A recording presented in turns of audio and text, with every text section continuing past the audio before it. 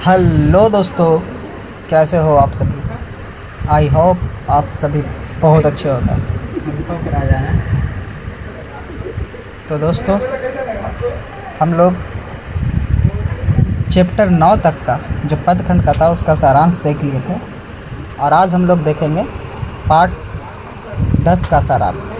Part 10 का नाम क्या है? अधिनायक। अधिनायक का शाब्दिक अर्थ क्या होता है, आप सभी हमें कमेंट करके बताएंगे और जब सारांश ख़त्म होगी तब तक तो आप लोगों को पता चल ही चुका होगा, है ना। तो चलिए देखते हैं आज अधिनायक के सारांश को। और सबसे पहले सारांश के जो प्रथम पाठ होता है लेखक परिचय, उसके बारे में जानते हैं। ठीक है, तो अधिनायक का जो लेखक है वो है रघुवीर सहाय। रघुवीर सहाय जो है अधिनायक की क्या है, लेखक है। और रघुवीर सहाय का जो जन्म हुआ था वो हुआ था 9 दिसंबर 1929 ईस्वी में। कब हुआ था? 9 दिसंबर 1929 ईस्वी में। और इनका निधन हुआ था 30 दिसंबर 1990 में। ठीक है, निवास स्थान इनका है लखनऊ, उत्तर प्रदेश। रघुवीर सहाय का निवास स्थान अगर पूछे तो क्या बताएंगे? लखनऊ, उत्तर प्रदेश। और इनका पिता का नाम था हरदेव सहाय। क्या नाम था? हरदेव सहाय। रघुवीर सहाय की माता की नाम थी तारामणि देवी। क्या नाम था? तारामणि देवी, है ना। ये रहा हमारा अधिनायक के लेखक परिचय, जो आपको 2 नंबर ये दिला देगा। ठीक है, तो आइए देखते हैं अगले पार्ट में अधिनायक कविता का सारांश। अधिनायक कविता का सारांश क्या है, आइए सबसे पहले कविता के बारे में। ठीक है, यह कविता व्यंग्यात्मक है जिसमें वर्तमान व्यवस्था के विरुद्ध आक्रोश फूटा है। राष्ट्रगीत में जन गण मन अधिनायक आया है, स्वतंत्रता आई आम आदमी पिस गया, उसका स्वप्न भंग हो गया।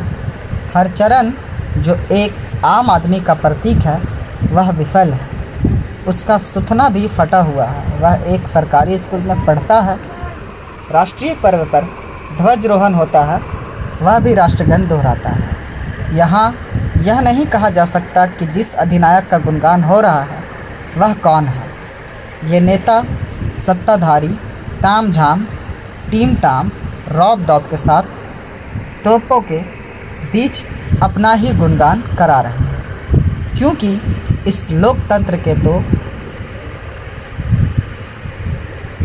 ये अधिनायक है।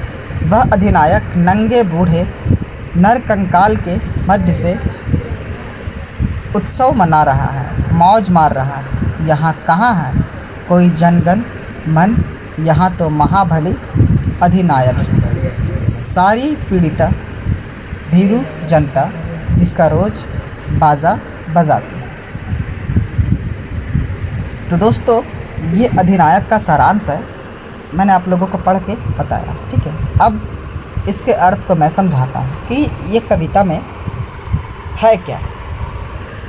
कवि बोलते हैं अपने कविता के माध्यम से,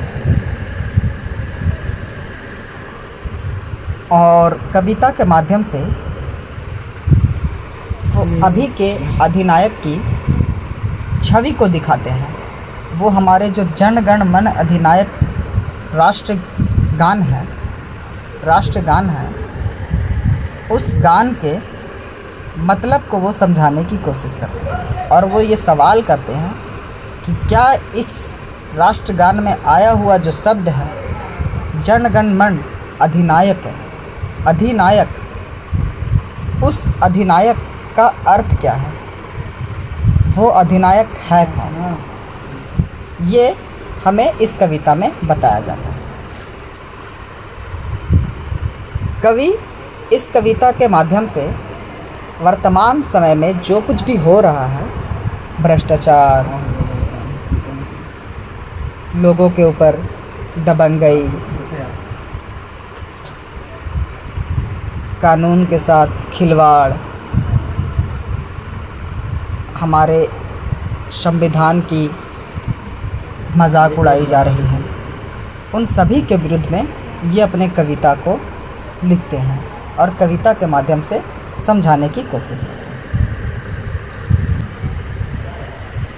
स्वतंत्रता आई, आम आदमी पिस गया, उसका सपन भंग हो गया।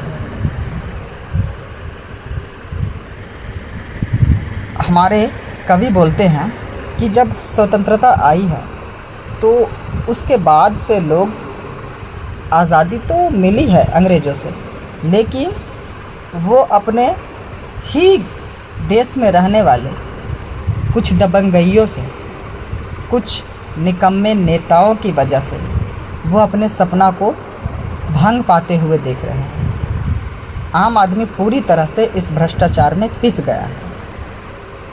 वो कहते हैं अपने कविता में, एक हरचरना नाम का उदाहरण लेते हैं और बोलते हैं कि हरचरना जो है वो एक आम आदमी की प्रतीक है। उनकी कविता में वह विफल है, उसका सुथन्ना भी फटा हुआ है। सुथन्ना मतलब कपड़ा जो पहनता है वो भी फटा हुआ है। वह एक सरकारी स्कूल में पढ़ता है, राष्ट्रीय पर्व पर ध्वजारोहण होता है, वह भी राष्ट्रगान दोहराता है। हमारे कई बोलते हैं कि हरचरना जो है वो एक आम आदमी के जैसा है। वह विफल है अपनी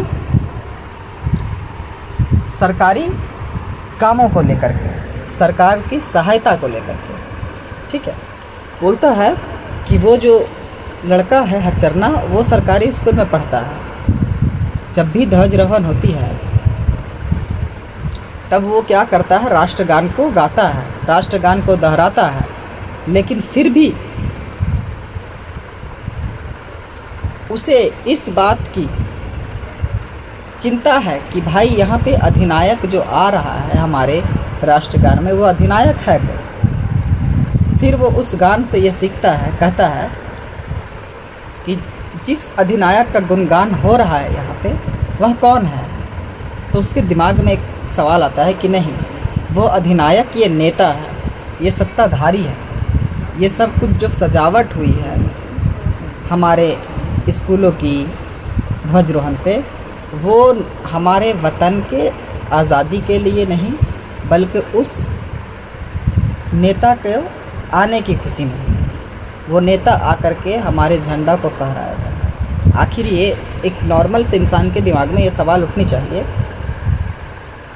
कि आखिर अधिनायक वो नेता ही क्यों है, एक आम आदमी क्यों नहीं? आखिर झंडा जो फहरा रहा है वो नेता ही क्यों, एक आम आदमी क्यों नहीं फहरा सकता? ये सवाल इसमें पैदा होती है। वो बोलता है जितना भी सजावट है, टिम टाम है, ये जितने भी रौब दौब है, जो तोप आ रहे हैं, ये सब किसके लिए? क्या ये मतलब एक आम इंसान के लिए है? ये कविता ऐसी सवाल उठाता है। तो उसे फ़ौरन जवाब मिलता है वहाँ के चीज़ों को आसपास देख करके कि नहीं, ये आम इंसान के लिए बिल्कुल नहीं।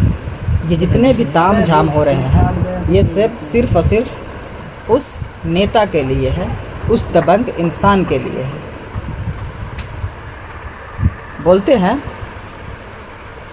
क्योंकि इस लोकतंत्र के तो ही अधिनायक है। वह अधिनायक नंगे बूढ़े नर कंकालों के माध्यम से उत्सव मना रहा है, मौज मार रहा है। तो बोलते हैं कवि कि जो अधिनायक है वो नंगे बूढ़े नर कंकाल के माध्यम से, मतलब जो गरीब लोग हैं उन लोगों के ऊपर जुल्म करके, उन लोगों के ऊपर अत्याचार करके, उन लोगों की खुशियाँ को छीन करके, उन लोगों के सपनाओं को रौंद करके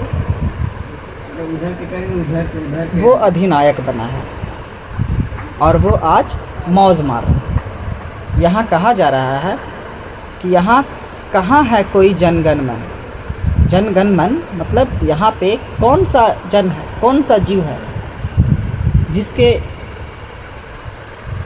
जो महाबली के मुकाबले कर सकते? वो बोलते हैं यहाँ तो महाबली ही अधिनायक है। कवि बोलते हैं कि यहाँ पे जो महाबली है, सर्वशक्तिमान है, जिसके पास ताकत है, धन है, पैसा है, वो ही यहाँ का अधिनायक है, वो ही यहाँ सम्मान पाने लायक है। बाकी जो गरीब पीड़ित लोग हैं वो यहाँ पे अधिनायक नहीं है। जो जनता है वो यहाँ पे अधिनायक नहीं है।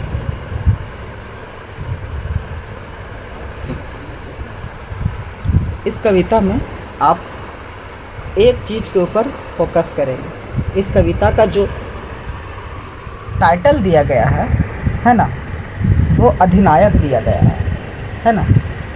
और ये अधिनायक टाइटल जो है, ये इसी के ऊपर पूरी कविता घूमी है। ये सिर्फ सवाल पूछता है और अपने कविता के माध्यम से जवाब भी देने की कोशिश करते हैं, है ना। ठीक है, तो ये था हमारा सारांश चैप्टर 10 का, है ना।